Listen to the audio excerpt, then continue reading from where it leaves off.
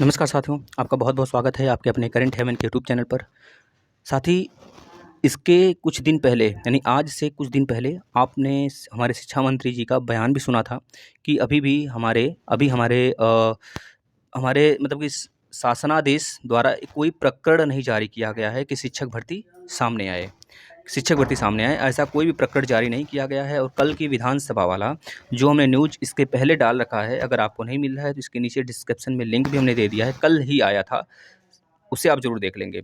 उसमें साफ-साफ जो विधानसभा में बातें पूछी जा रही थी अ, माननीय विधानसभा के किसी मेंबर द्वारा, उनके द्वारा जो भी जवाब सवाल पूछा गया, इनके द्वारा सारे आंसर उस फॉर्म में दिए गए हैं।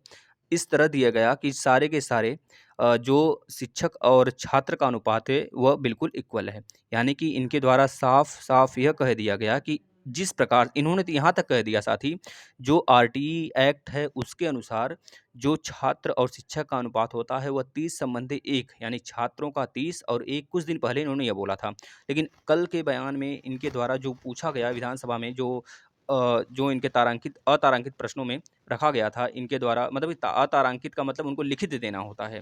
तो इनके द्वारा यह कहा गया कि जो छात्र और शिक्षक का अनुपात है, वह लगभग इन्होंने 26 या 24 बताया।